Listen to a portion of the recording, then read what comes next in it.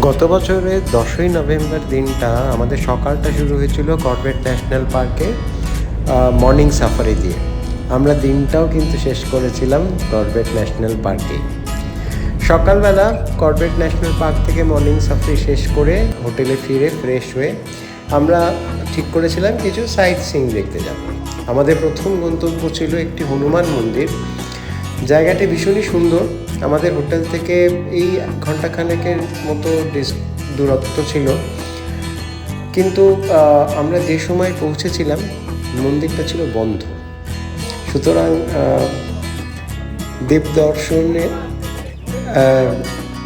আকাঙ্ক্ষা বা ইচ্ছা যাই বলুন না কেন, সেটাকে খানিকটা দূরে সরিয়ে রেখেই মন্দিরের চারপাশটা ভালো করে ঘুরে আমরা ফেরত চলে এসেছিলাম। সেদিনকে বেশ কিছু জায়গা আমাদের দেখার ছিল, বেশ কিছু বলতে ওই 2-3টে জায়গা, কিন্তু একটা জায়গা থেকে আরেকটা জায়গার ডিস্টেন্স ছিল বেশ অনেকখানি। সুতরাং এই মন্দির যখন বন্ধ তখন আমরা এখানে খুব একটা সময় কাটাইনি। পুরো মন্দিরটা খুব ওয়েল মেনটেন্ড আর খুব একটা পুরোনো নয়, নতুন কনস্ট্রাকশন। বিভিন্ন জায়গায় খুব সুপরিকল্পিতভাবে মন্দিরটি করা। যেমন এই জায়গাটাতে দেখুন, একটা নির্দিষ্ট জায়গা করা আছে যেখানে ভক্তরা নিজেদের মনোবাঞ্ছা পূরণ করতে পারেন। পূরণ করার জন্য ওই যেরকম ওই ধাগা বেঁধে দিয়ে যায়, সেরকম একটি ধাগা স্ট্যান্ড রয়েছে এখানে। আর মন্দিরটার আশেপাশে অসংখ্য আরও ছোটো ছোটো মন্দির রয়েছে মূল মন্দিরকে ঘিরে। যেমন একটু এগিয়ে আমরা দেখেছিলাম মন্দিরের একটা কোণায় ভগবান মহাদেবের একটি মন্দির। ভগবান মহাদেবের মন্দির কি করে বুঝেছিলাম সামনে বসে থাকা নন্দী মহারাজকে দেখে। এইটি হচ্ছে মহাদেবের মন্দির। সামনে বড় বড় করে লেখাও আছে শিবালয়। আমাদেরই মতো একজন ভক্ত মূল ভগবানের দর্শন না পেয়ে নন্দী মহারাজকে দর্শন করেই ফিরে যাচ্ছে। কিন্তু এই মন্দিরটিতে লোক সমাগম অনেক বেশি হয়, কারণ অনেকেই দেখছিলাম মন্দির বন্ধ বলে অপেক্ষা করছিলেন মন্দিরটি খুলবার জন্য। যাই হোক, আমরা বেশি সময় নষ্ট না করে আবার বেরিয়ে পড়লাম। নৈনিতাল ডিস্ট্রিক্টে আপনি যেখানেই যান না কেন, এই জঙ্গল আপনাকে সঙ্গী দেবে। কিছু দূর এগোনোর পরেই আমরা আবার জঙ্গলের মধ্যে দিয়ে চলার রাস্তা পেলাম, এবং এই জঙ্গলটি এখানে নৈনিতাল ডিস্ট্রিক্টে আপনি যেখানেই জঙ্গল দেখুন না কেন পুরোটাই কিন্তু কর্বেট ন্যাশনাল পার্কের আন্ডারে।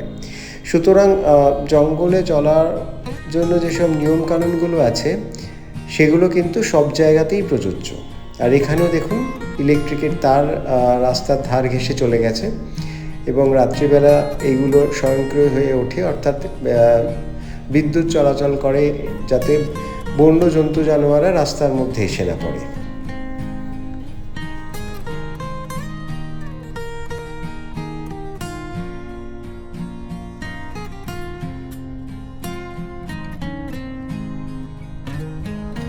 উত্তরাখণ্ডে বেড়াতে গিয়ে আমাকে সবচেয়ে যেটা বেশি আকর্ষণ করে সেটা হচ্ছে সবুজ এবং জঙ্গলে মোড়া রাস্তার ধারে যদি পাহাড় পাওয়া যায়, বরফের চূড়া একটু দেখতে পাওয়া যায়, তাহলে তো কথাই নেই। কিন্তু আমি যেখানেই যাই না কেন, যেই সাইট সিইংয়েই যাই না কেন, এই রাস্তা দিয়ে যখন গেছি আমার মনটা পুরো একদম ফুরফুরে হয়ে গেছে। কারণ আমরা যারা ইটকাট পাথরের শহরে থাকি, তাদের কাছে এই জিনিসটার টানেই কিন্তু আমরা বারবার এই সব জায়গার কাছে ফিরে যাই, এই জঙ্গলের কাছে, এই প্রকৃতির কাছে। সুতরাং একটা জায়গা দেখতে যাচ্ছি ঠিক আছে, কিন্তু এই রাস্তাঘাটগুলোর আকর্ষণও কিন্তু কম নয়।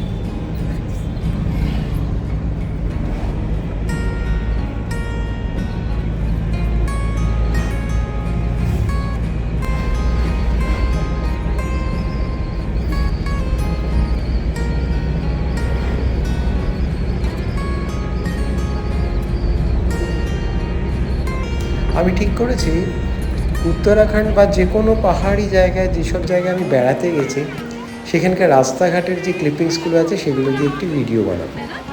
দেখতে দেখতে আমরা চলে এসেছি আমাদের দ্বিতীয় গন্তব্যে। এটা হচ্ছে মা গিরিজা দেবীর মন্দির। ওই পাহাড়ে যে টিলাটা দেখতে পাচ্ছেন ওর উপরে মন্দির, এবং যথারীতি এই মন্দিরকে কেন্দ্র করে গড়ে উঠেছে একটি মেলা, যেখানে মেলা বা অস্থায়ী দোকানপাট, যেখানে বাচ্চাদের থেকে বড়দের সবারই সব বয়সেরই জিনিসপত্র পাওয়া যায়, সব বয়সেরই মনোগ্রাহী জিনিসপত্র পাওয়া যায়।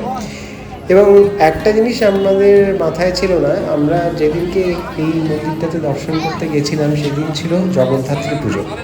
সমগ্র বিহার, উত্তরাখণ্ড বা উত্তর ভারতে নবরাত্রি কিন্তু 4টে পালন করা হয়।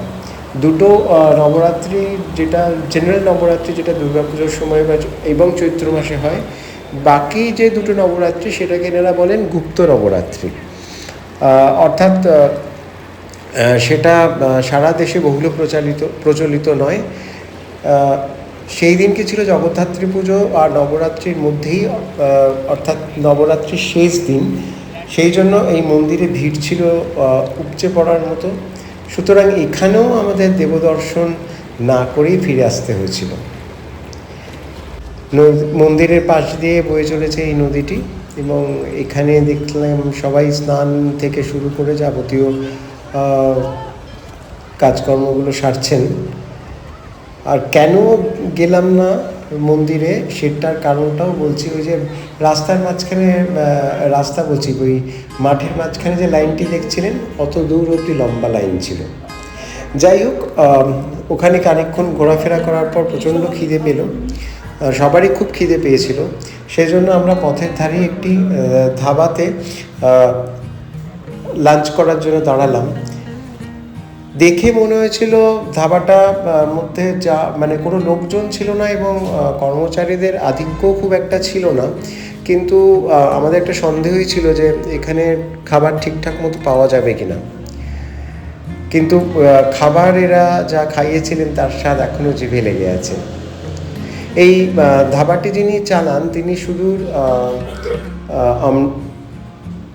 পাঞ্জাবের একটি প্রত্যন্ত জায়গা থেকে এখানে এসছেন, এখানে এসেই ধাবাটি খুলেছেন, এবং এটাই তার অন্যতম প্রধান উপার্জনের একটি সংস্থান। এখানে সবাই মিলে, মেনু কার্ডটা অনেক লম্বা চড়া ছিল, এবং সবাই মিলে আমরা এটাই ভাবছিলাম যে এখানে যেসব জিনিসপত্রগুলো লেখা আছে সেগুলো আদৌ পাওয়া যাবে কি না। তবুও আমরা যা যা অর্ডার করেছিলাম উনি সমস্ত কিছুই খুব অল্প সময়ের মধ্যে আমাদের খাইয়েছিলেন, এবং প্রত্যেকটা খাবার খুব টেস্টি ছিল। যাই হোক, এই টিটবিট ধাবা থেকে বেরিয়ে আমরা এবার চললাম আমাদের তৃতীয় তথা শেষ গন্তব্যে। সেটা হচ্ছে কর্বেট ন্যাশনাল পার্কেরই যে মেইন ইয়েটা আছে, কোর জঙ্গল যেটাকে বলা যায়, সেইখানে। এটার নাম হচ্ছে ডিকালা রেঞ্জ। এই ডিকালা রেঞ্জটাই হচ্ছে মেইন রেঞ্জ কর্বেট ন্যাশনাল পার্কের মধ্যে। আর এটি আমরা যখন ঘুরতে গেছিলাম সেই সময় এটা বন্ধ ছিল। আমরা গেছিলাম নভেম্বরের দ্বিতীয় সপ্তাহে, এটা তৃতীয় কি চতুর্থ সপ্তাহ থেকে এটা খোলে, এবং যখন খোলে তখন এখানে কেবলমাত্র অনলাইনে বুক করে তবেই আসা যায়।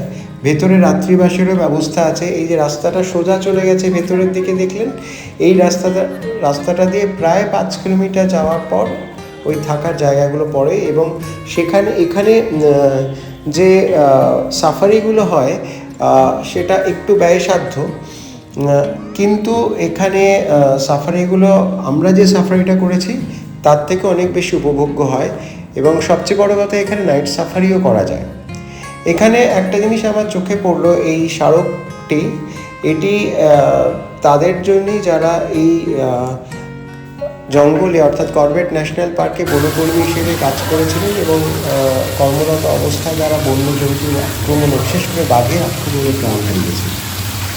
আগেই আমি বলেছিলাম আমার আগের ভিডিওটিতে, যেটা ওই মর্নিং সাফারির উপর করেছিলাম, যে এই জঙ্গলে প্রতি বছরই 2-1 বনকর্মী বাঘের হাতে প্রাণ হারান। এই জঙ্গলের প্রবেশপথের পাশেই আছে একটি মিউজিয়াম। আমরা প্রধানত এই মিউজিয়ামটা দেখতেই গেছিলাম।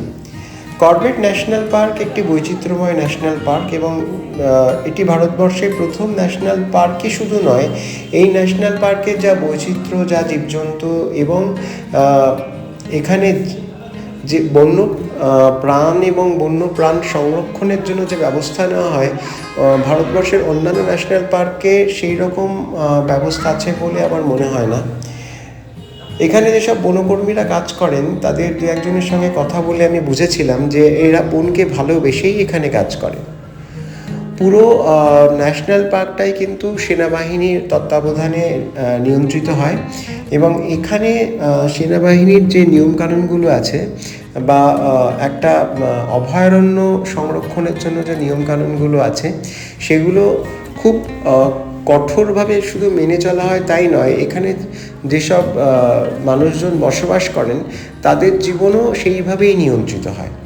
এখানে দেখুন বনকর্মীরা বনের মধ্যে কিভাবে কাজ করেন, কিভাবে বাঘ শুমারি হয় অর্থাৎ বাঘের সংখ্যা গোনা হয়, সমস্ত কিছুই কিন্তু ডিটেলসে এই মিউজিয়ামে দেখানো হয়েছে। এবং শুধু তাই নয়, এমনভাবে দেখানো হয়েছে যেটা সর্বসাধারণের কাছে খুব উপভোগ্য মনে হয়। যেরকম জঙ্গলে রাত্রে জীবনটা কীরকম হয়, জঙ্গলে পশু পাখিরা রাত্রিবেলা কীভাবে ঘুরে বেড়ায়, দিনের বেলা কীভাবে ঘুরে বেড়ায়, কোন অঞ্চলে এই পুরো অভয়ারণ্যের কোন অঞ্চলে কোন ধরনের বন্যপ্রাণীর আধিক্য আছে সেইটাও এখানে তুলে ধরা হয়েছে। শুধু তাই নয়, এখানে যে মাউন্টেড জীবজন্তুর দেহাবশেষগুলো রয়েছে সেগুলোকে কিভাবে এবং কোথা থেকে পাওয়া গেছিল তারও ডিটেলস আপনি পেয়ে যাবেন। এই যে প্যানেলটা দেখছেন, এখানে এক একটা ওই গ্রিন বাটনের ওপর চাপ দিলে কোন জন্তু জানোয়ার কিভাবে ডাকে, অর্থাৎ জঙ্গলে চলার পথে কোনো জন্তুর ডাক শুনলে আপনি সহজেই চিনবেন কি করে এটি কোন জন্তুর ডাক, সেটা কিন্তু এখানে পরিষ্কারভাবে শিখিয়ে দেওয়ার চেষ্টা করা হচ্ছে।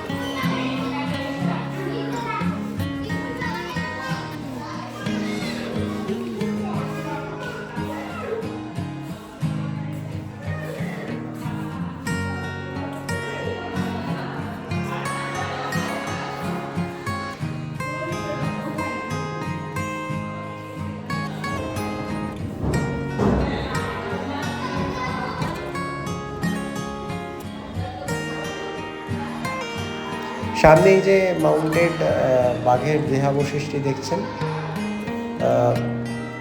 এই বাঘটি দুটি বন্য হাতির সঙ্গে যুদ্ধে প্রাণ হারিয়েছিল।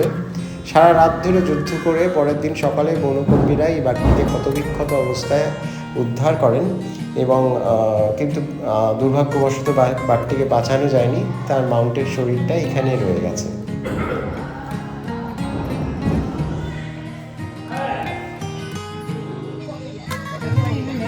এই সংগ্রহশালাটির মধ্যে একটি 3D মোশন পিকচার্সেরও ব্যবস্থা করা হয়েছে। এখানে জঙ্গলের বিভিন্ন বন্যপ্রাণীকে বাচ্চাদের কাছে মনোগ্রাহী করে তুলে ধরার চেষ্টা করা হয়েছে।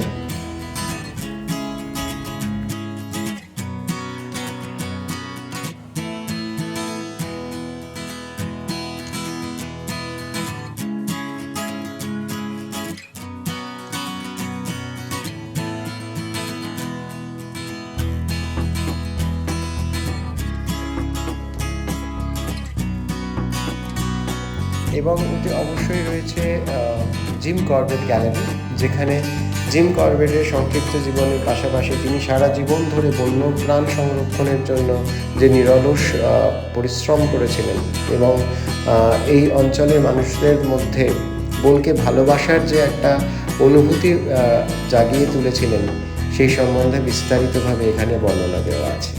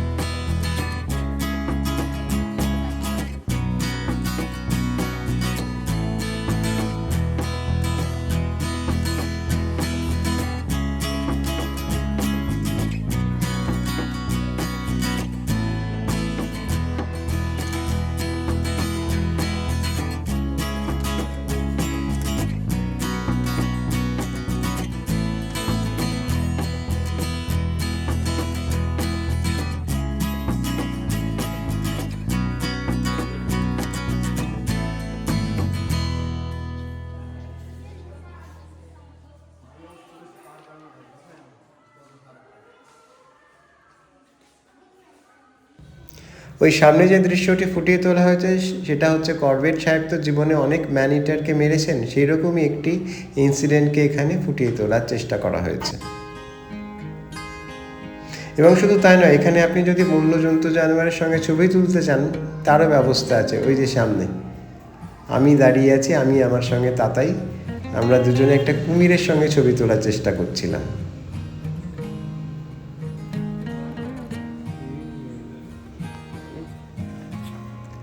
আমাদের মিউজিয়াম দেখা শেষ। মিউজিয়ামের বাইরে আমরা দেখা পেলাম এই বানর দম্পতির সঙ্গে। এক জোড়া নয়, এখানে অনেকগুলো বানরই ছিল, তবে তারা বোধহয় এখানে ভিড় জমিয়েছিল কিছু খাবারের আশায়। তবে এখানে কঠোরভাবে বলে দেওয়া হয়েছে যে বনের মধ্যে চলা ফেরা করার সময় যদি কোনো বন্য জন্তু সামনে আসে, এই বানর বা হরিণ, এদের যেন কোনো খাবারই না দেওয়া হয়।